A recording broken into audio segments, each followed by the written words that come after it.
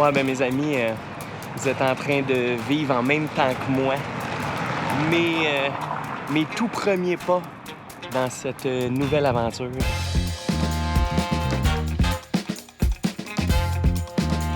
La toute première fois, un voyage seul, comme ça, en Amérique latine. Et là, je suis à Valladolid.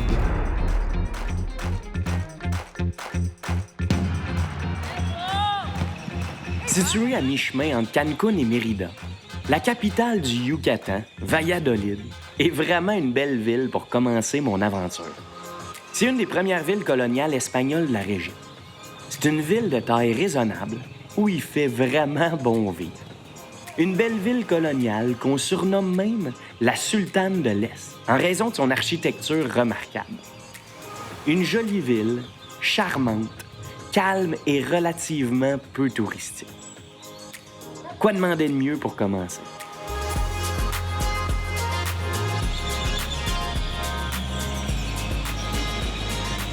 Quoi de mieux que de commencer avec un couvent? Et pas n'importe lequel, hein? Parce que juste derrière moi, on retrouve le couvent San Bernardino, qui est un des plus vieux couvents construits dans le pays.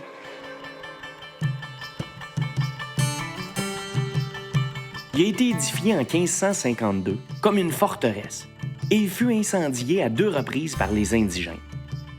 Ici, c'est un peu comme un îlot de tranquillité au milieu de la ville grouillante. On se sent un peu comme à la maison et c'est la place parfaite pour commencer mon exploration du Nouveau Monde. C'est ici que je commence à en apprendre un peu plus sur l'histoire de la région. Je me plonge dans mes livres et je me transporte dans un passé de colonisation. Un passé où les conquistadors découvraient un nouveau monde et s'installaient lentement mais sûrement en plein cœur d'un terrain complètement inconnu.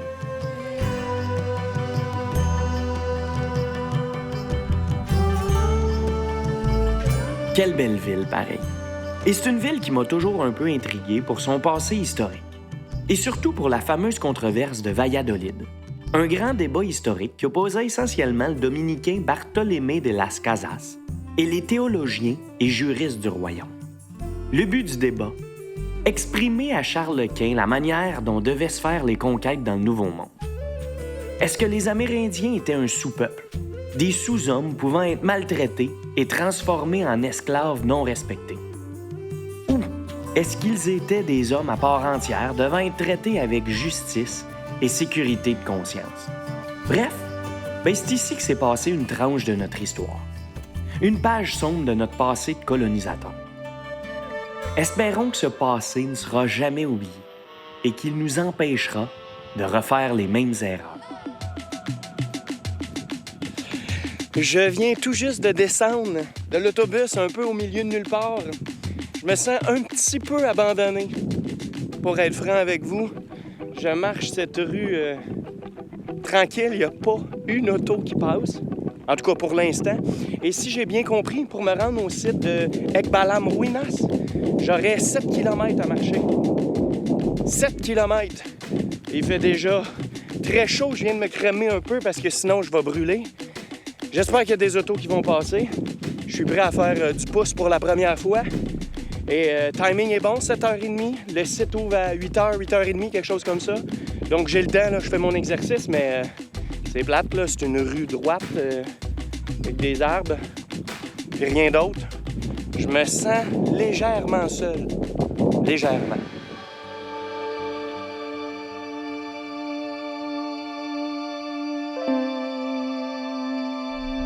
Je suis le premier, hein? Je suis le tout premier à être entré sur le site, dans l'enceinte du temple Ekbalam. Ekbalam, là, ça signifie le jaguar noir.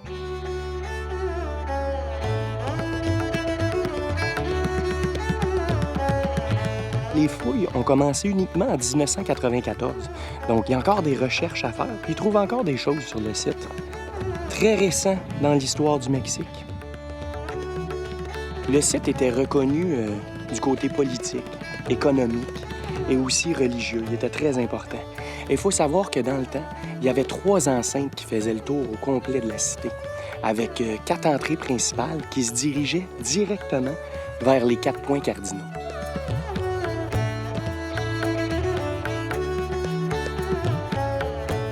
Là, je vais aller monter le bâtiment le plus important, le plus impressionnant, qui est l'Acropolis.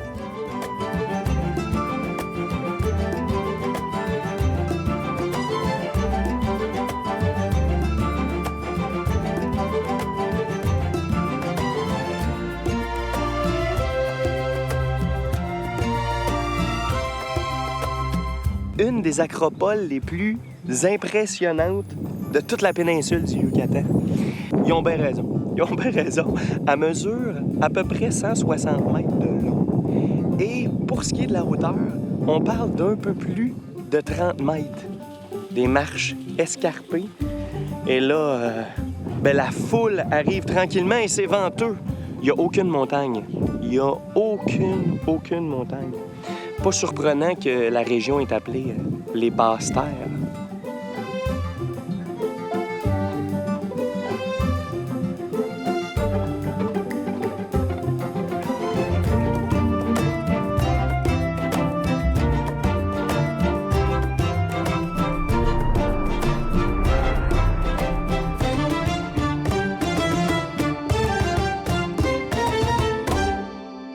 Mission accomplie ce matin.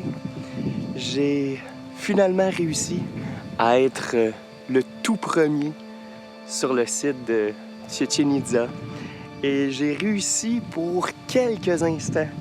J'ai pu contempler le El Castillo, la pyramide de Kukulcán, complètement seul. Ça n'a pas été long. J'ai réussi à avoir 5 minutes, peut-être. Le site le plus visité de tout le Yucatan. La fameuse pyramide de Kukulcán, construite en l'honneur du dieu serpent à plumes et qu'on voit un peu partout au Mexique sur des affiches touristiques ou sur des sites Internet quelconques présentant des merveilles de notre belle planète. Vous comprendrez que c'est la silhouette la plus célèbre du site.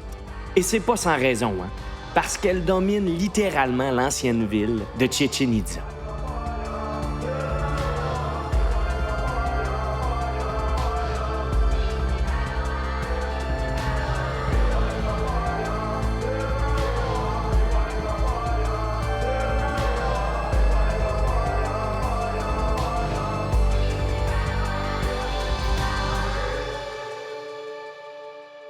L'édifice mesure une trentaine de mètres de hauteur.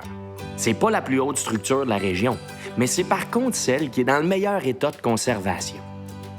Pour ce qui est des petits détails, il faut savoir que la pyramide a une vocation calendaire, et c'est une sorte d'astro-architecture qui consiste à allier les connaissances astronomiques au savoir-faire architectural. C'est pourquoi la pyramide présente 4 faces, chacune divisée en 9 plateaux, avec des escaliers sur chaque côté, qui représenteraient les 365 jours du calendrier solaire. L'orientation de la pyramide, elle, fait en sorte qu'au moment précis des équinoxes du printemps et de l'automne, le Soleil produit avec les arêtes de la pyramide une onde qui fait croire que les têtes de serpents au pied des escaliers sont prolongées par le corps ondulé d'un serpent, ce qui est vraiment, mais vraiment impressionnant. Ouais, je suis en train de marcher sur le plus grand jeu de pelote jamais construit au monde.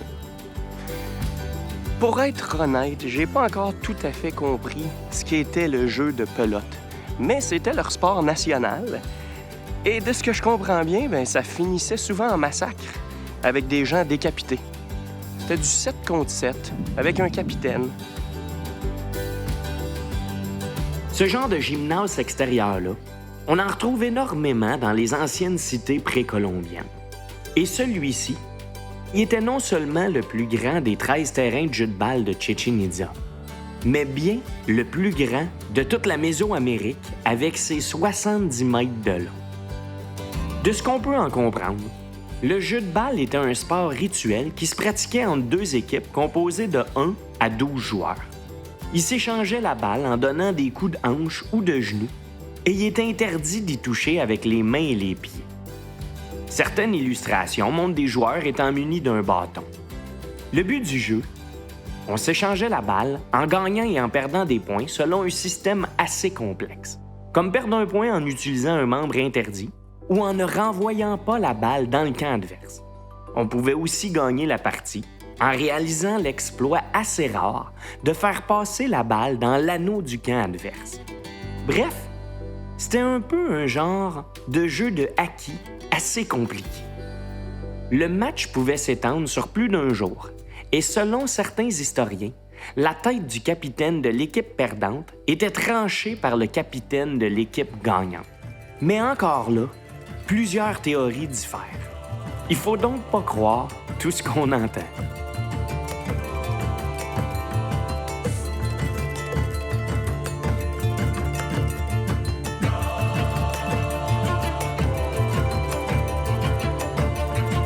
Il faut savoir aussi que depuis 2007, le site de Chichén Itzá fait partie des 7 nouvelles merveilles du monde. C'est mystique, c'est étrange. La cité a été abandonnée, elle a été reconquérie, elle a été abandonnée encore, retrouvée dans la jungle, enveloppée par des arbres. À son apogée, l'ensemble de la zone Maya représentait un territoire immense, allant des basses terres du Yucatan jusqu'aux montagnes du Guatemala et du Salvador, en recouvrant le Belize et une partie du Honduras. Pour ce qui est de la fin de cette cité grandiose, on pense qu'elle fut définitivement abandonnée entre 1185 et 1250, sans doute en raison d'un conflit avec des cités adverses comme Uxmal et Mayapan. En 1533, la cité ne comptait plus que quelques rares habitants, même si Chichén Itzá restait un centre de pèlerinage maya très couru.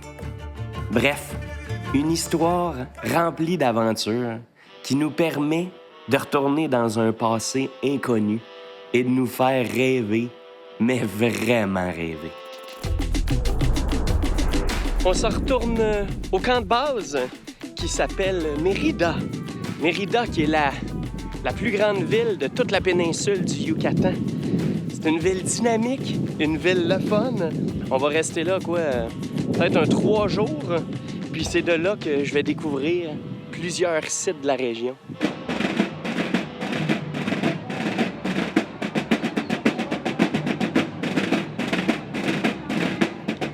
Mérida est une ville tellement surprenante.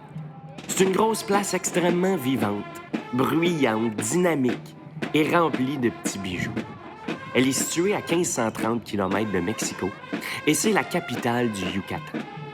C'est une cité commerçante étendue où l'on retrouve un héritage colonial incomparable, avec des bâtisses rénovées qui arborent de jolies façades colorées. Si votre but n'est pas de trouver une plage paradisiaque, Mérida sera votre camp de base idéal pour découvrir la région environnante. D'ici, c'est facile de partir à l'aventure et de découvrir les sites mayas de Mayapan ou la merveilleuse ville de Izamal et plusieurs autres sites impressionnants. Bref, une ville plus qu'intéressante qu'on gagne à découvrir et à explorer dans tous ses raccoins.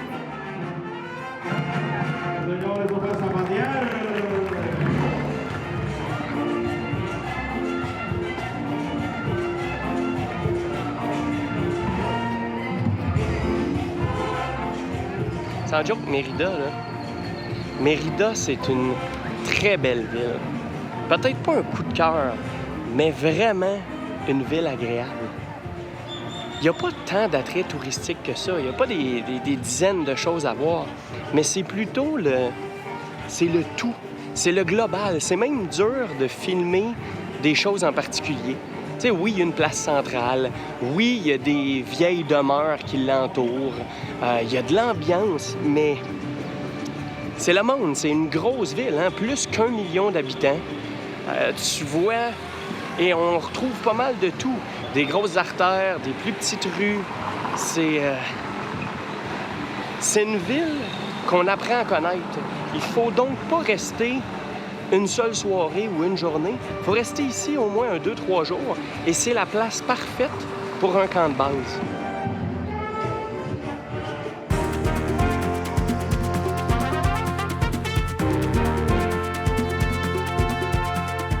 Je suis maintenant en train de parcourir, de marcher un des boulevards principaux de la ville, qui est le Paseo Montejo. On le compare aux Champs-Élysées de Paris. On en est loin, là. On va oublier les comparaisons, mais c'est un beau gros boulevard avec des demeures qui datent du début du 20e siècle. Ça fait changement un peu de la jungle du centre, c'est plus aéré.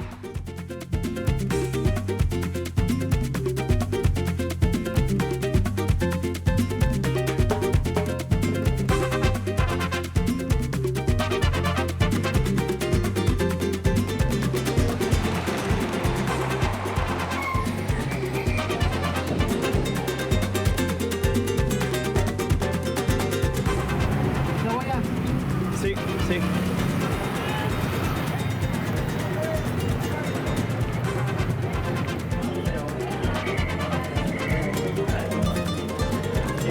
C'est vraiment débile comme place, mais on étouffe. Il fait 50 degrés, il n'y a pas d'air, il n'y a pas de ventilateur. Les allées sont minuscules, mais c'est toute une expérience, puis les gens sont très sympathiques.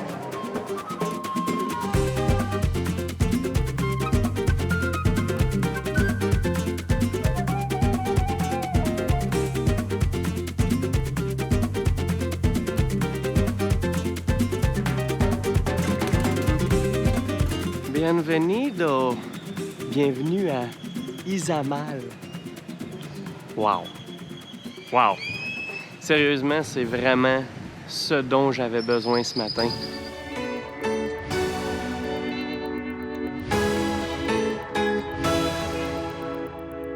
Je commençais un peu à être fatigué. J'avais besoin de me changer les idées, voir autre chose que des temples mayas.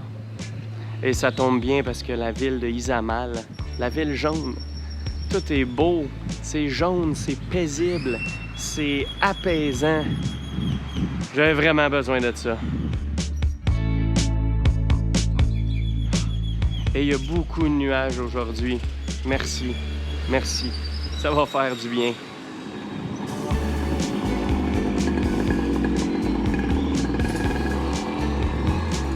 Izamal est une charmante ville coloniale construite sur les ruines d'une importante cité maya, à seulement 1h30 de Mérida. Ici, toutes les maisons du centre-ville sont peintes en jaune et blanc, ce qui en fait une des villes les plus agréables de toute la péninsule du Yucatan. Ce qui fait vraiment changement de la plupart des autres villes du coin, un peu plus vivantes et souvent un peu trop dynamiques. Izamal semble être une ville dormante. Une ville endormie qu'il faut un peu brasser pour découvrir. Il faut la secouer un peu, mais une fois qu'on y est entré, on peut savourer un petit chef-d'œuvre de l'architecture coloniale espagnole.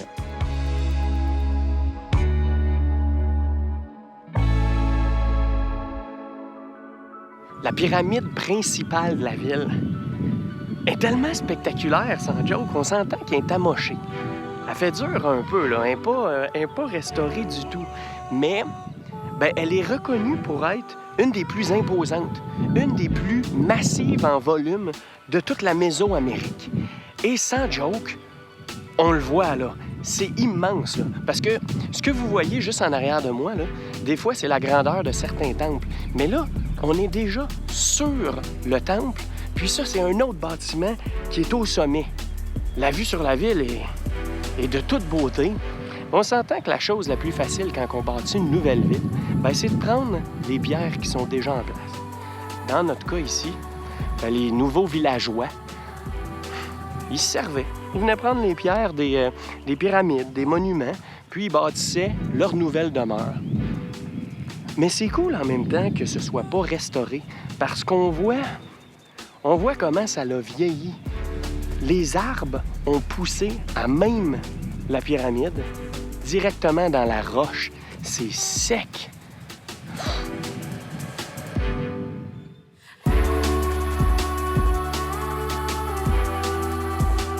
La grande pyramide de Kinchkakmo surplombe une base qui couvre un volume de 700 000 mètres cubes, ce qui est tout simplement immense. Et tout en haut de la pyramide, qui s'élève sur 10 niveaux, la vue sur la petite localité est vraiment imprenable. Une autre très belle place à visiter, c'est le couvent San Antonio de Padua. Un autre place immense encore. Il y en a beaucoup ici, malgré le fait que la ville compte même pas 15 000 habitants. Ça avait été construit par les franciscains au 16e siècle. Le nombre d'arches qui entourent le bâtiment, qui fait partie du bâtiment, on en compte 75. On dit même que, à part le Vatican, il n'y a aucun autre bâtiment qui en compte autant. Avec son monastère franciscain reconnu à travers le pays, Izamal est encore un lieu de pèlerinage dans la région. Pour le reste, la plupart du temps, les touristes sont de passage ici uniquement pour quelques heures. Alors si on arrive un petit peu tôt, on peut profiter pleinement de la quiétude de la place. On y respire un air pur et on admire tranquillement tout ce qui nous entoure.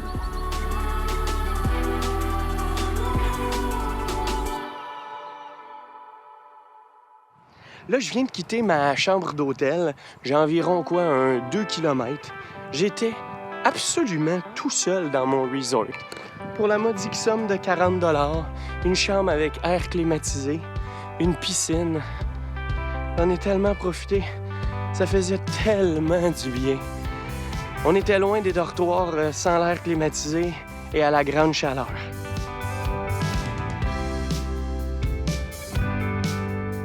Ouais, mes amis, aujourd'hui, c'est une journée spéciale. À vrai dire, en voyage, pas mal toutes les journées sont spéciales parce qu'on découvre des choses nouvelles tout le temps. Mais particulièrement aujourd'hui, parce qu'on est dans la région de la Ruta Puk. Et la Ruta Puk, c'est une région qui est au patrimoine mondial de l'UNESCO. La raison principale, c'est le fait que dans le passé, il y a des peuples mayas qui ont immigré du sud pour venir fonder plusieurs centres urbains, dont les principaux, Labna, Saïl, Kaba, et celui vers lequel je me dirige en ce moment, qui est Uxmal. Et Uxmal, selon plusieurs, c'est encore même plus spectaculaire que Chichén Itzá.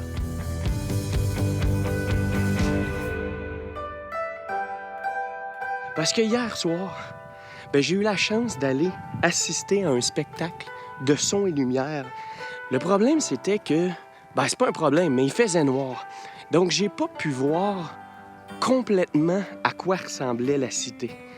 Mais dans les jeux d'ombrage et dans les lumières, je peux vous garantir que c'était d'une ampleur impressionnante.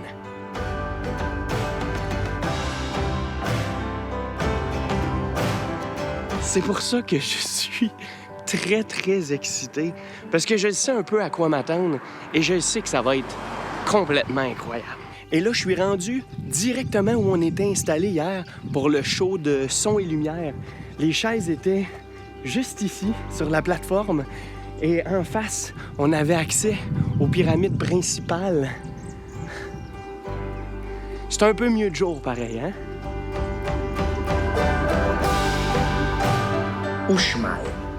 C'est l'ensemble le plus important du Yucatan avec Chichén Itzá. Et c'est sans aucun doute le plus pittoresque. Le paysage autour de nous est de toute beauté.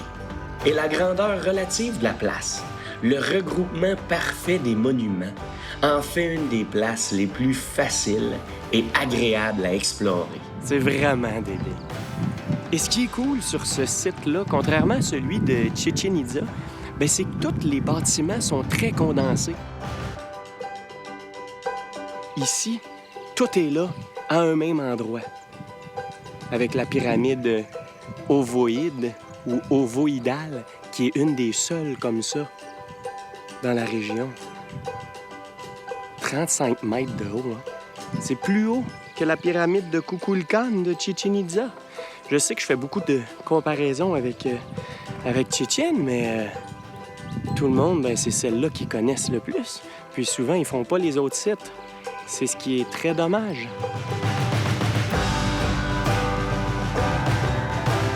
Beaucoup plus qu'un simple centre cérémoniel, Uxmal était la capitale politique, militaire et religieuse de la région Puuc. Et elle comptait plus de 20 000 habitants à l'époque de sa prospérité. Aujourd'hui, elle renferme encore de nombreux mystères.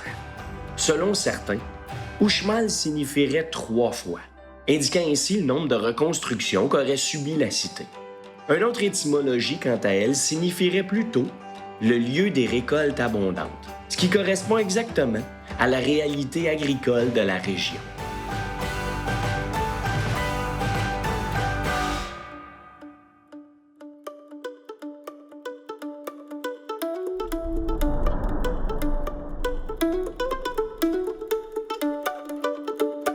Que c'est agréable un bon matin frais.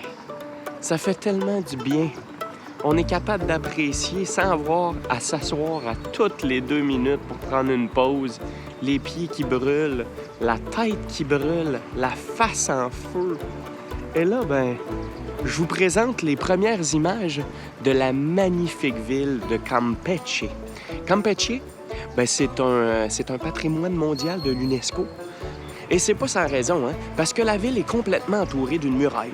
C'est une forteresse, il y a des murs partout autour. Ben, c'est la seule ville au Mexique qui est fortifiée, qui est entourée de murs. Donc, c'est un fait assez spécial.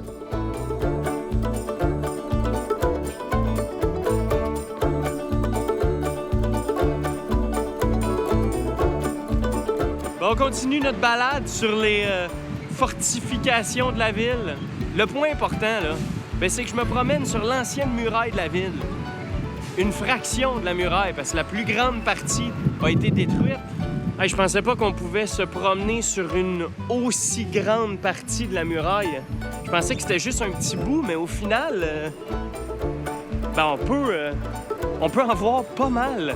Ça nous donne vraiment une belle idée de la ville. Les belles petites maisons de couleur pastel. Mais on se rend aussi compte qu'il y en a, c'est un peu fake, hein? C'est juste la façade qu'on voit qui est semi-bien peinturée, mais il n'y a rien. Il n'y a rien à l'intérieur. Les toits sont défoncés, puis il n'y a rien pantoute.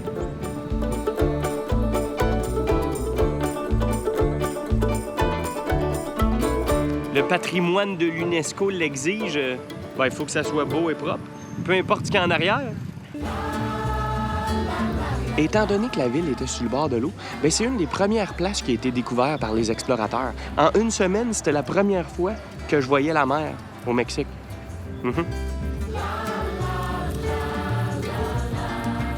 En 1517, pendant la première exploration, on est tombé sur la ville Maya. Donc, on y a construit des bâtisses coloniales de toute beauté, des belles couleurs, des belles arches. Une belle architecture vraiment intéressante.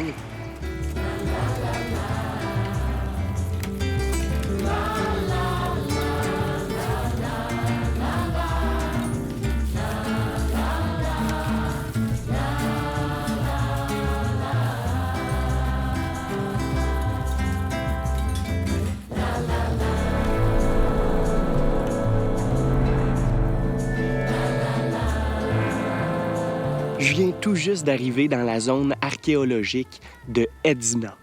C'est un site peu fréquenté et on dit même que ce serait le trésor, le secret le mieux gardé de toute la région du Campeche. C'est sauvage, mais entretenu.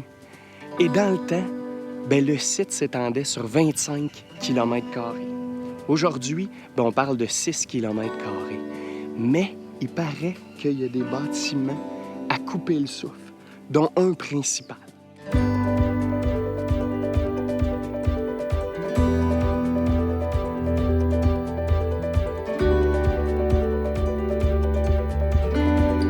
Je ne comprends pas. C'est impossible qu'il n'y ait pas une foule de gens qui viennent visiter ce site-là. Mettons ça en perspective, là. Si on avait ça au Québec, premièrement, je suis pas mal certain que ce serait un patrimoine de l'UNESCO et il y aurait des gens sans arrêt à tous les jours qui iraient visiter le site. Mais là, à un moment donné, trop, c'est comme pas assez. J'imagine que, étant donné qu'il y en a tellement dans les environs, on finit par les choisir. Et ceux qui sont les troisièmes ou quatrièmes plus importants, sont négligés. Parce que les premiers, deuxièmes, c'est là que tout le monde va.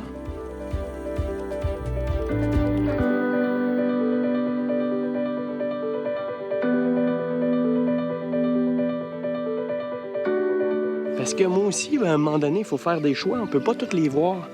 J'ai été hésitant. Tu bien fait de venir?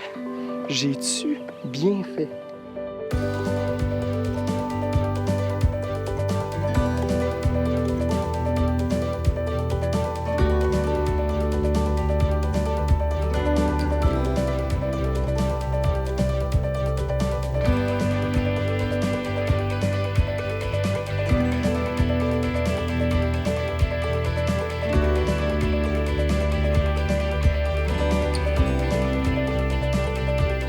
Demain, on va être beaucoup plus loin parce que je m'en vais à Palenque, dans le Chiapas. Donc, je pense 6-7 heures d'autobus à faire au moins. On va être à l'intérieur des terres. On va être beaucoup. On va être à un autre endroit. Et j'ai bien hâte de voir ça.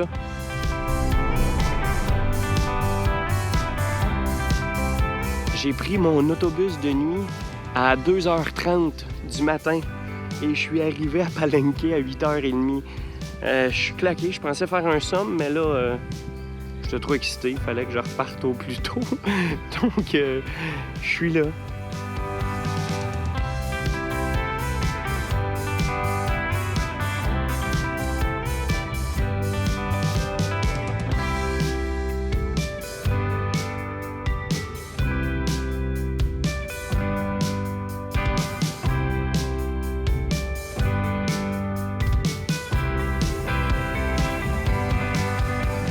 Là, mes amis, on tient quelque chose. On tient un petit bijou de notre planète. Tu sais, quand on prépare un voyage ou quand on s'imagine des choses, on a toujours une idée un peu préconçue des endroits où on s'en va. Et là, moi, dans ma tête, là, les temples mayas avaient toujours été entourés de la jungle. D'une jungle verdoyante, humide. Et tous les temples que j'avais vus jusqu'à présent, c'était un environnement qui était sec, qui était pratiquement mort. Et là, je l'ai, ce que je m'étais imaginé. Palenque. Palenque est une cité maya située dans l'État mexicain du Chiapas. C'est l'une des plus impressionnantes et sans aucun doute, une des plus spectaculaires de toute la Mésoamérique. C'est peut-être pas la plus grosse, ça c'est certain, mais les monuments qui la constituent sont d'une beauté à couper le souffle. C'est pourquoi elle se distingue grandement par son patrimoine architectural et sculptural. Palenque signifierait « entouré d'arbres ». Eh bien, ça a beaucoup de sens, parce qu'ici, on est littéralement entouré par la jungle, au pied des montagnes du Chiapas. Ici, il fait extrêmement chaud et l'air est lourd, ce qui ajoute un peu à notre aventure d'exploration. Et sérieusement, le site est vraiment magnifique. C'est un des mieux conservés et on dit que ce serait probablement un des plus romantiques de toute la région. Entouré par des temples un peu partout, disposés sur les différentes collines. La forêt vierge qui nous entoure est souvent un brouillard mystérieux qui sort de nulle part. Bref, on est ailleurs. On est dans un monde mystique passé où tout est possible. Et le pire dans tout ça, c'est qu'on voit en fait qu'une infime partie de la ville d'origine. Le reste étant toujours enfoui sous la végétation. C'est une des premières fois qu'on peut se promener à l'intérieur des temples. C'est éclairé. C'est quand même le fun.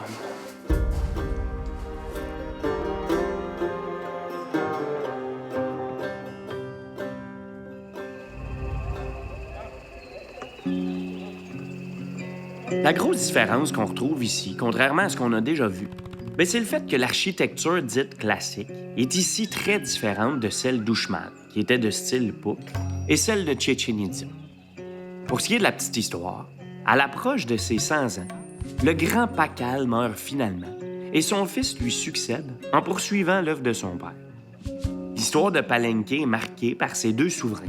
Mais après la mort du fils, la cité entre dans sa phase de déclin et la civilisation de Palenque s'éteint à la fin du 10e siècle, pour des raisons encore mystérieuses, et disparaît durant presque 8 siècles aux yeux des hommes et du monde entier. Quant à eux, les premiers travaux d'entretien des monuments ne commencèrent que vers 1940. D'après moi, et sans aucune exagération, le taux d'humidité doit être environ à 346 %. Il vient de pleuvoir pour la première fois du voyage. Ça fait du bien, j'ai eu 3 gouttes.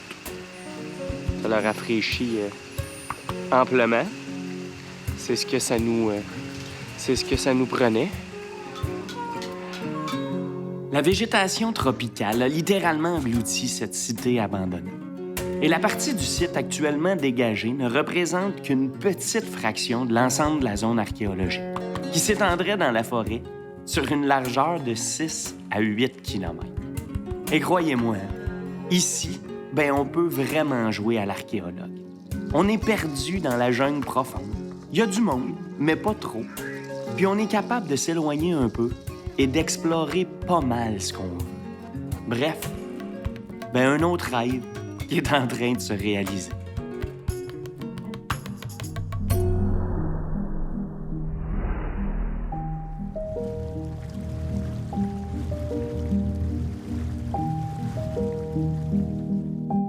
C'est pas beau, ça? C'est pas magnifique? Sérieux, c'est presque magique. Et aujourd'hui, comme souvent, c'est une autre journée spéciale. Parce qu'on s'enfonce encore plus profondément. On s'éloigne encore plus de tout ce qui s'appelle ville moderne et gratte-ciel.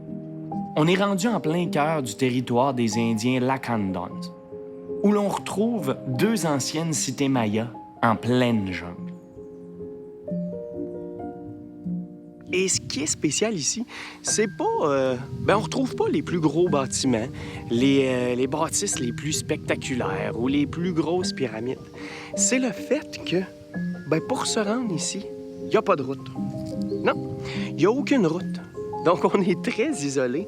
Et la seule façon de venir ici, c'est en faisant du bateau, en venant par bateau sur un fleuve qui passe juste à côté de la cité. Et de l'autre côté du fleuve, c'est le Guatemala. Donc, pour la première fois, je suis à la frontière du Guatemala. On doit donc s'y rendre en pirogue à moteur. Juste pour vous donner une idée, la cité de Yaxchilan est nichée dans une anse du fleuve Usumacinta et elle n'a aucun accès par voie terrestre. S'y rendre est une aventure en soi.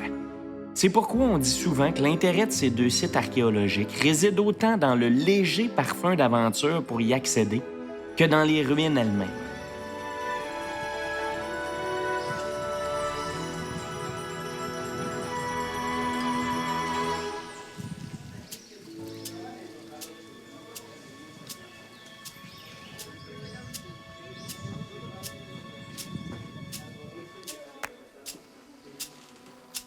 On peut se promener à l'intérieur du temple. Je vais éteindre ma lumière juste pour vous montrer ça ressemble à quoi. Puis là, on était quand même assez profond. J'ai descendu une couple d'étages. Puis les gens se rendent pas jusqu'ici. Donc, on va rallumer.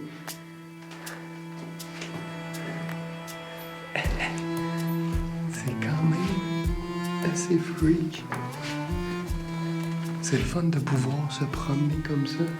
Puis regardez, ça redescend un peu. Wow! On est quand même bien ici, c'est frais. C'est pas trop humide. Le problème, c'est que là, je me suis aventuré assez loin. Et c'est un labyrinthe. Vous voyez le genre? Ah ben là, ça finit là. On va essayer de retrouver notre chemin. Tu sais, quand il n'y en a pas de problème, là, ben il faut s'en créer. Comme ça, c'est plus le fun. Wouh! OK, je vais.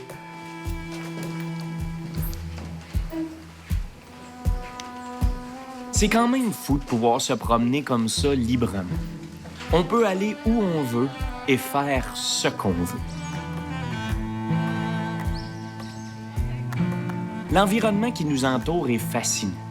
On a le fleuve juste à côté, les singes hurleurs et des beaux sentiers mystiques qui nous font découvrir ce petit bijou. Parmi les édifices les plus spectaculaires, on retrouve la Grande Acropole, qui est bien installée au sommet d'un escalier monumental et qui nous fait comprendre un peu mieux la relative puissance passée de la cité.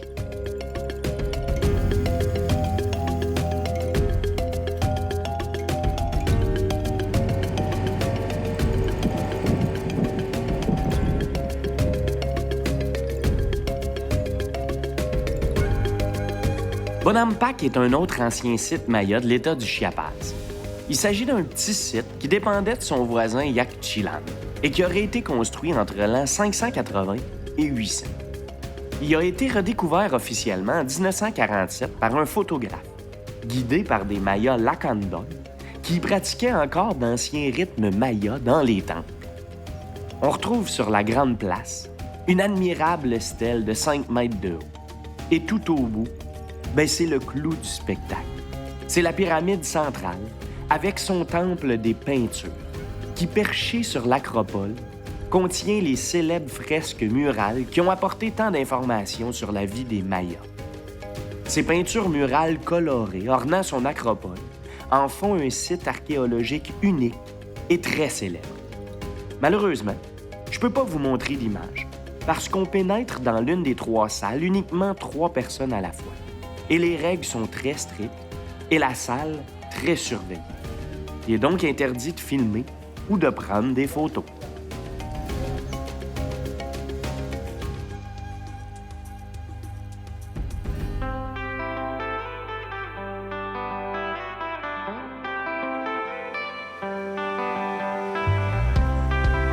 Aujourd'hui, ça va être une journée relativement relaxe. De mon côté, j'ai rien de prévu, à part de suivre un jeune guide qui va nous amener dans la jungle.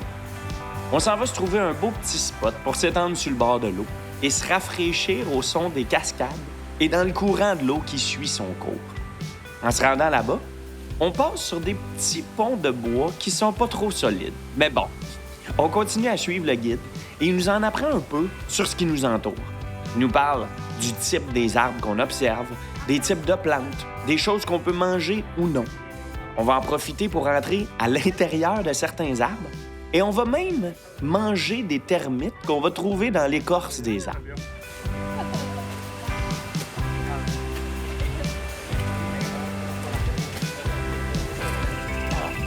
No, así, mira. I want some. You have two. Get up. Just 2. Put the finger there. Ahora sí. Aujourd'hui, on va manger des termites qu'on a pris dans les arbres.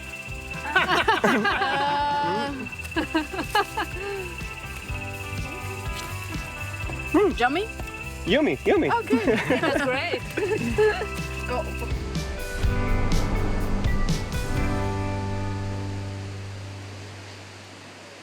Le Mexique est tout simplement incroyable, de par la grandeur des cités anciennes qu'on explore et des villes coloniales qu'on y découvre, mais aussi de par la diversité de sa nature.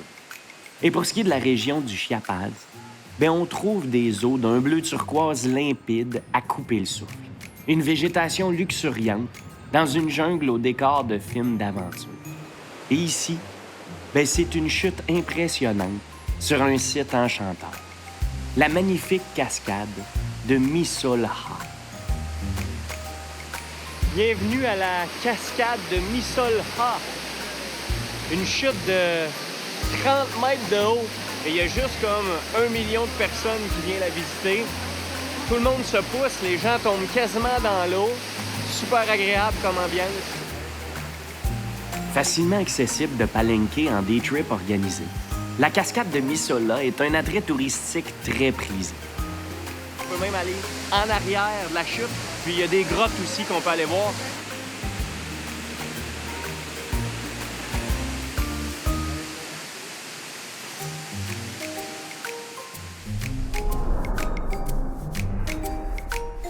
Ouais, ben mes amis, on continue l'aventure dans l'eau aujourd'hui. Et là, je sais pas si vous entendez bien parce qu'il y a des cascades partout autour. Et c'est logique parce qu'on est rendu aux Cascadas de Agua Azul. Ça le dit dans le nom, hein? Des magnifiques cascades de couleur turquoise presque parfaite. Et sans joke, c'est très bien. C'est très, très bien. Il y a plusieurs niveaux et les cascades se vident, se déversent dans chacun des bassins, un après l'autre. On peut monter un peu plus haut dans la montagne, suivre les différents bassins.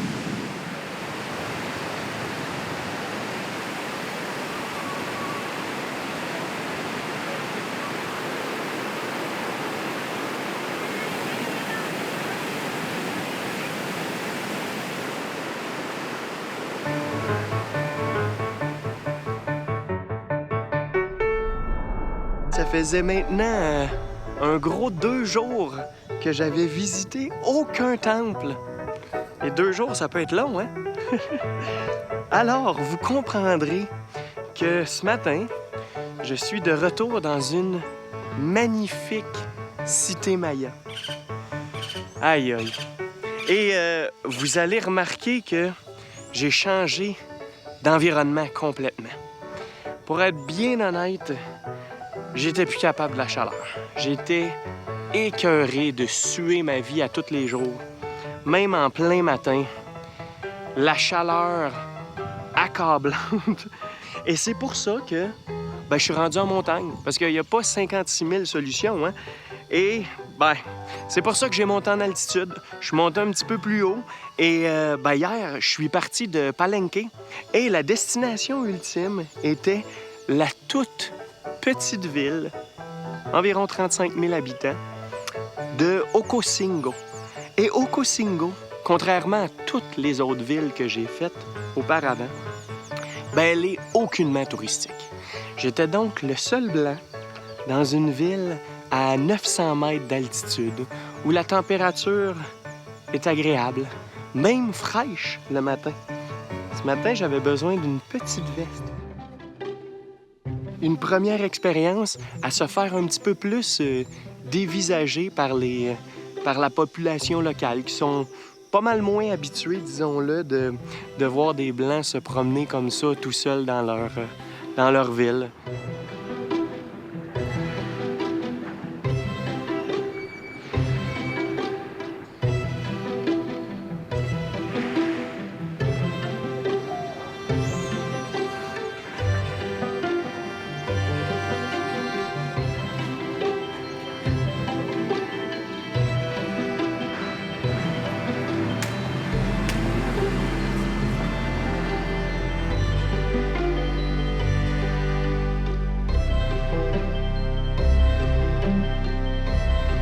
Et la raison principale de mon arrêt à Ocosingo, c'était pas juste d'aller dans une ville en altitude, là. Il fallait qu'il y ait quelque chose à voir quand même. C'est le fait qu'à une dizaine de kilomètres de la ville, il y a une ancienne cité maya qui s'appelle Tonina. Et Tonina, c'en est toute une. Je vous dirais, c'est pas immense. Il n'y a pas des tonnes de temples. Mais ce qui est spectaculaire, c'est la structure principale, l'Acropolis, qui est construite directement dans la montagne. Et ça donne une impression de grandeur encore plus spectaculaire que tout ce que j'ai vu auparavant. On monte sur une centaine de mètres. Il y a des escaliers. Et là, d'en haut, je suis pas encore rendu. Là. Il y a 7 étages à monter. Je pense que j'en ai monté 2, 3. La vue autour, Je commence déjà à voir les belles montagnes aux alentours. Et ça fait vraiment différent. Ça fait vraiment différent de ce qu'on a vu auparavant.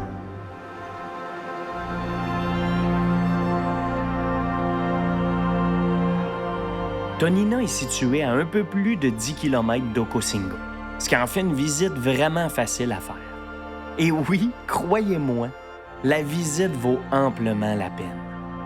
Non, c'est peut-être pas une immense cité, mais même si elle était de taille moyenne, elle a quand même joué un rôle important dans le passé, en particulier aux alentours de 730, quand les combattants de la cité mirent à sac leur rival de toujours, l'impressionnante Palenque.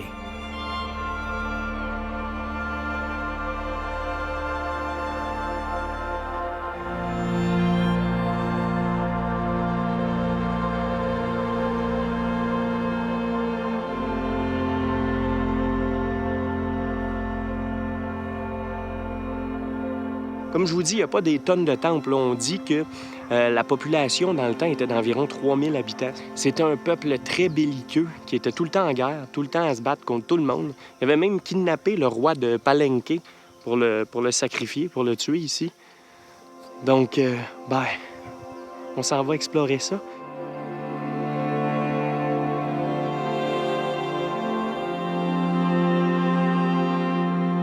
Avec ses 75 mètres de haut, l'acropole de Tonina, qui signifie grande maison de pierre, possède environ 210 marches à monter pour se rendre à la base de son sommet, ce qui la place dans la même lignée que la célèbre pyramide du Soleil de Teotihuacan, qui est haute d'environ 65 ou 70 mètres et qu'on retrouve à Mexico City.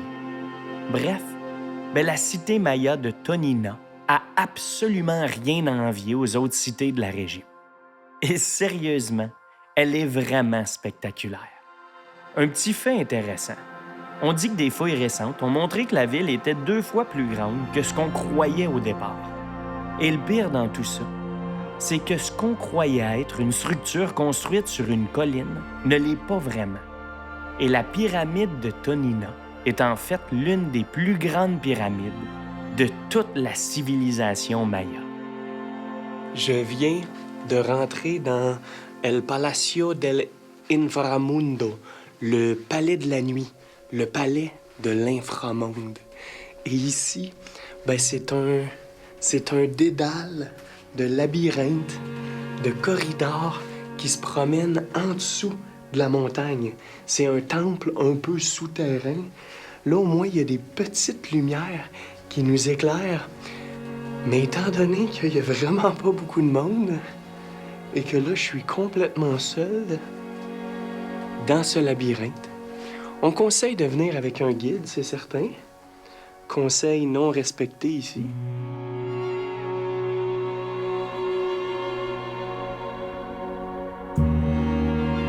Faut vraiment pas avoir le vertige parce que c'est quand même pas évident. Les marches sont encore plus abruptes que tout ce que j'ai vu auparavant et c'est des plus petites roches.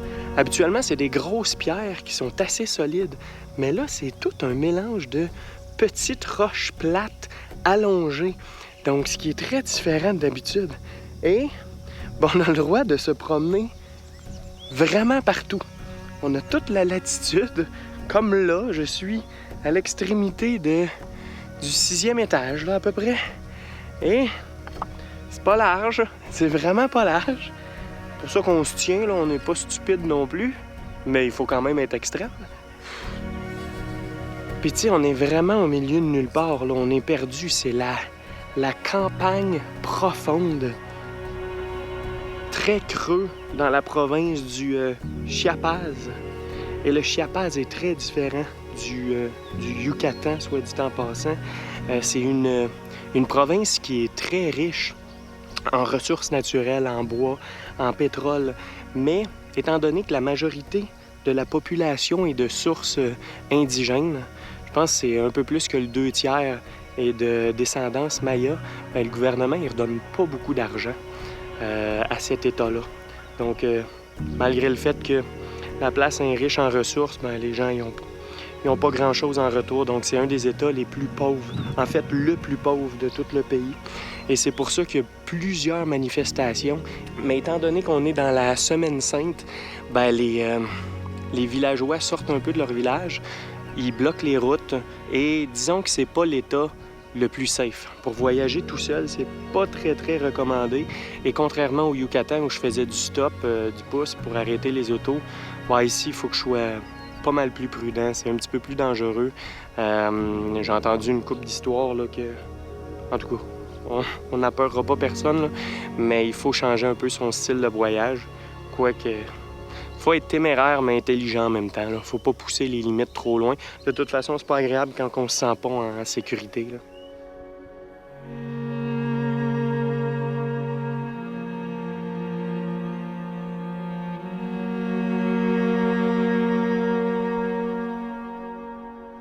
Prochaine destination, San Cristobal de las Casas. Encore plus haut, je pense qu'on monte à 2000 mètres. Et ça va être encore mieux. Parce que la ville, ben, il paraît qu'elle est splendide.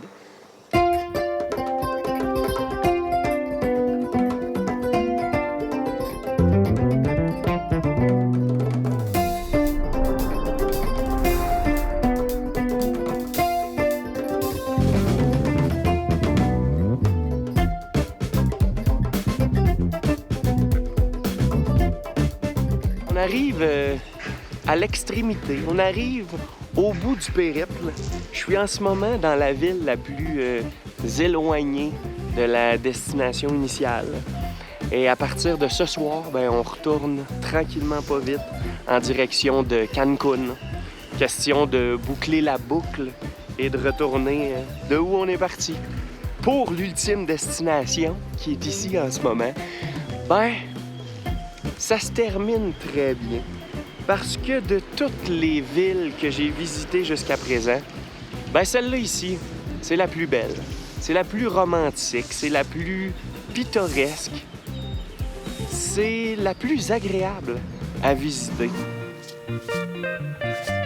Et cette ville-là, ben c'est la cité espagnole la plus vieille de tout l'État du Chiapas. La ville a été fondée en 1528, puis elle tire son nom de Bartolomé de las Casas, qui était un évêque missionnaire qui a beaucoup protégé les Amérindiens pendant la colonisation du territoire ici.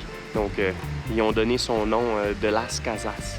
Mais c'est magnifique. C'est une petite ville magique que les gens me disent.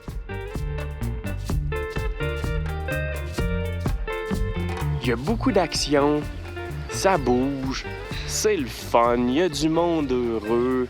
C'est des touristes de partout et principalement des Mexicains. Là. Tous les Mexicains viennent faire un tour ici parce que c'est frais. C'est frais parce qu'on est rendu à plus de 2000 mètres d'altitude. C'est pas pour rien que j'ai mon capuchon et mon jacket en ce moment parce que je sais pas la température qu'il fait, mais c'est frisqué.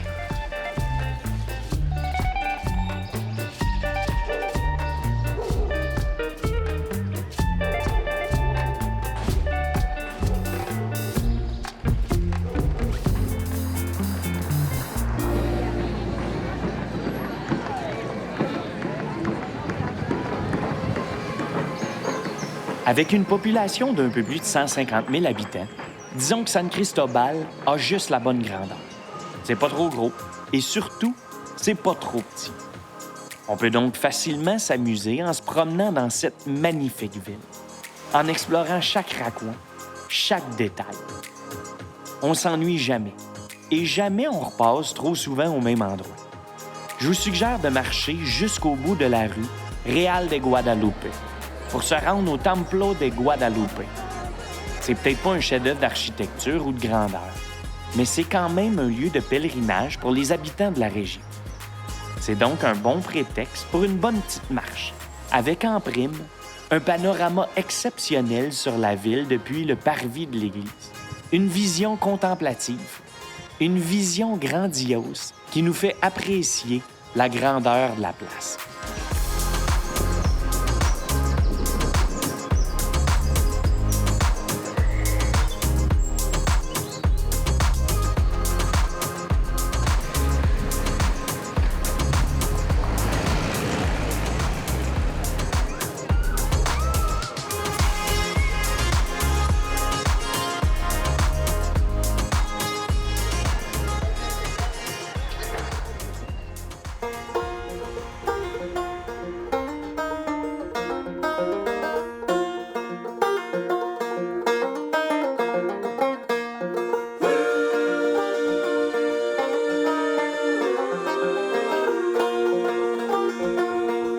Le canyon del Sumidero est une vraie petite merveille de la nature.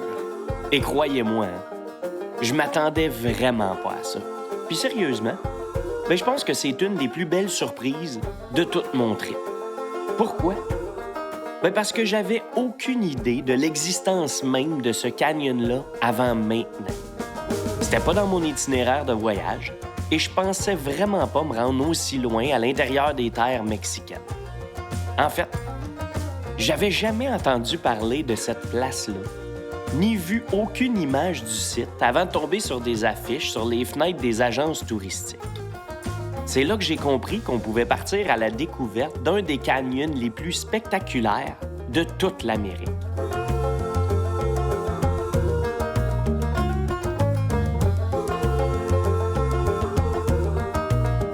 On se retrouve dans un bateau sillonnant le Rio Grijalva, un fleuve sublime qui serpente entre les parois abruptes d'un canyon, au fond d'une gigantesque faille profonde de plus de 1000 mètres à certains endroits. Pendant la promenade, en plus de pouvoir contempler cette vue incroyable, on peut aussi admirer une belle végétation luxuriante. C'est ici qu'on peut vraiment apprécier cette région de contraste. Il y a tellement de choses différentes à découvrir. C'est juste fantastique. Et là, regardez-moi les parois presque verticales. Et le plus surprenant dans tout ça, c'est que le canyon a su créer son propre climat. Un microclimat très différent de tout ce qu'on voit aux alentours. Ici, c'est l'habitat naturel idéal pour les singes, les hérons, les vautours, les vipères, les tortues et une centaine d'autres espèces terrestres et aquatiques.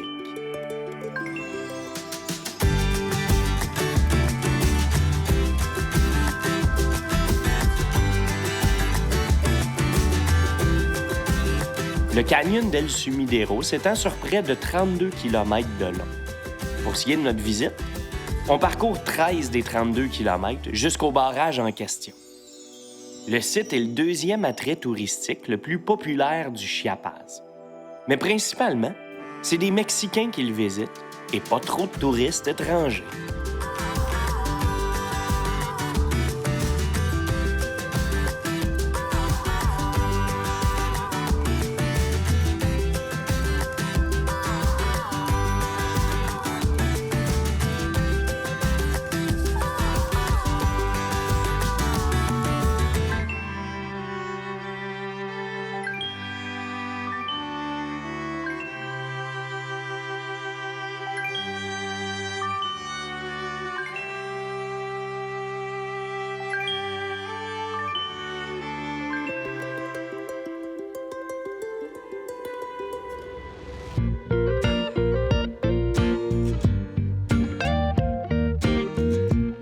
Je suis en train de marcher sur le bord d'un beau petit lac. Il y a un beau petit quai aussi, là, une belle promenade de bois. Et on se dirige vers le site de Coba, qui dans le temps, Coba, c'était une cité maya très, très puissante dans le nord de la péninsule du Yucatan.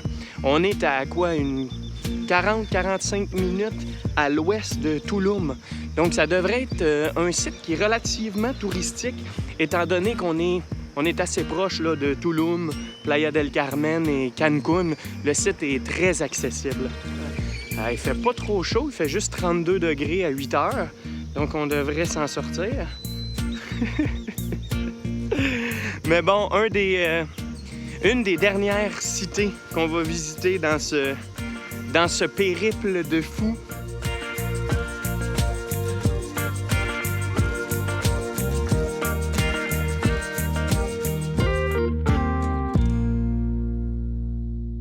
De premier abord, le site n'est pas tout nettoyé.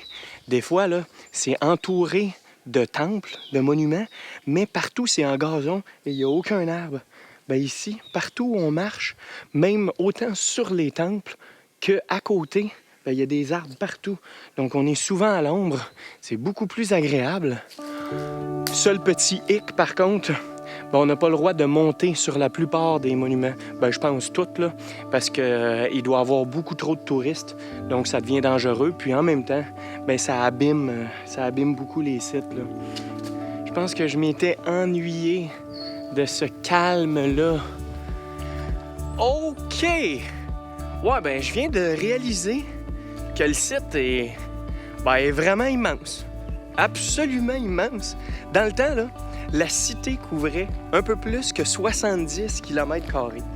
On s'entend qu'aujourd'hui, la plupart des monuments sont enfouis dans la forêt, mais les bâtisses les plus importantes ont été toutes nettoyées, dont la pyramide principale vers laquelle on se dirige, qui mesure un 32 mètres de hauteur. C'est une des plus hautes de toute la péninsule.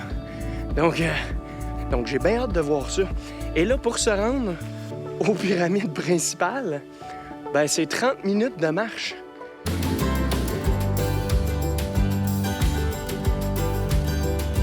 Après l'an 1000, Koba perd vraiment de son importance politique, mais elle semble conserver une grande importance symbolique et religieuse qui lui permet de renaître entre 1200 et 1500. Koba était vraiment bien situé sur une route commerciale partant de Tulum, sur le bord de l'eau, et menant jusqu'au Belize, au Guatemala et au Honduras. Et c'est sûrement une des raisons principales pour laquelle Koba, contrairement au prestige éphémère de Chichén Itzá, resta un site majeur, et ce jusqu'à l'arrivée des conquistadors.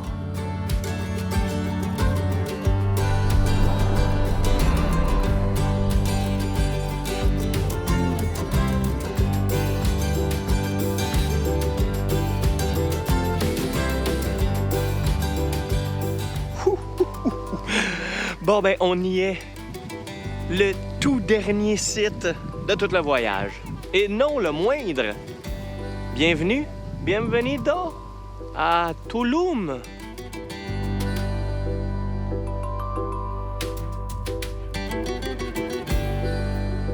C'est ça. Une immense forteresse sur le bord de la mer. On va aller voir les vagues qui se cassent, qui se brisent direct sur les falaises. Il paraît que c'est de toute beauté.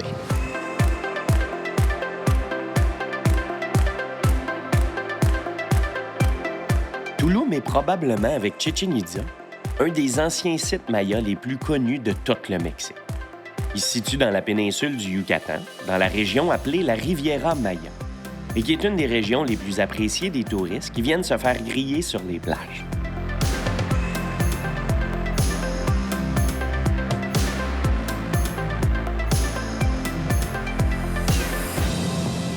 Vous allez remarquer ici que, contrairement à toutes les autres places qu'on a visitées depuis le début du trip, on voit pas de pyramide, on voit pas de grand palais et on voit aucun bâtiment qui est extravagant ou grandiose. Parce que, contrairement aux autres places, ici, c'est pas une cité, c'était une forteresse. Et en maya, Tulum, ça signifie forteresse. C'est pour ça que la place est entourée de murs sur 3 côtés. C'est des murs qui étaient dans le temps de 4 à 7 mètres de haut avec des chemins de ronde. Donc, ils pouvaient faire la garde autour de ça. Puis, le dernier côté, c'est la falaise d'à peu près une douzaine de mètres qui les protégeait du côté de la mer. Fait que c'est une place qui est très différente. Et contrairement, encore une fois, à toutes les autres, en 1518, il y avait encore du monde qui vivait ici. Et essayez un peu de penser ou d'imaginer leur réaction au moment où ils ont vu apparaître au loin à l'horizon les premières caravelles espagnoles qui s'en venaient pas conquérir pour le moment, mais qui 1 an plus tard allaient commencer avec Cortés, allaient commencer l'invasion du Mexique. Il devait être assez surpris, bien installé peinard ici, et les voir arriver comme ça. Il pensait même que l'homme et le cheval faisaient un. C'est fou, hein, pareil? Le choc des cultures, comment ça peut être fort.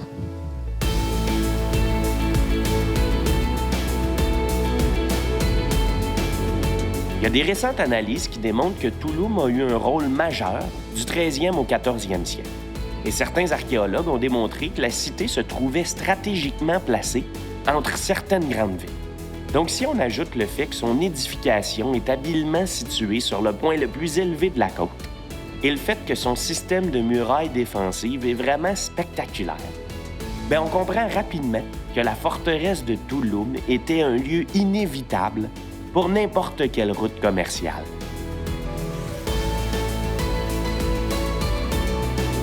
Disons que Tulum n'est peut-être pas la cité maya la plus impressionnante côté architectural.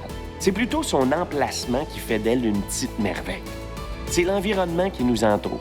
C'est les paysages qui nous entourent. La vibe est aussi, je dirais, un peu moins du style aventurier, parce que les touristes qui nous entourent, pour la plupart, sont pas vraiment des grands explorateurs, comme certains que je croisais dans des sites pas mal plus reculés et isolés. Mais bon, ça fait que la visite se fait en toute simplicité. Puis bien, c'est juste de toute beauté.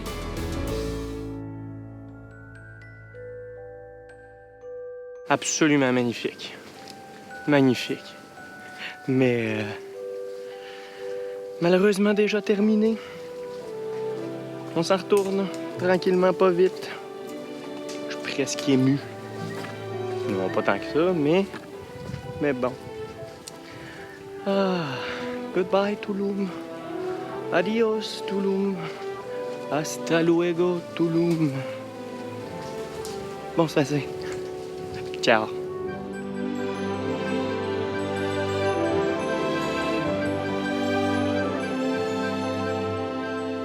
Ouais, ben mes amis, l'aventure tire malheureusement bientôt à sa fin.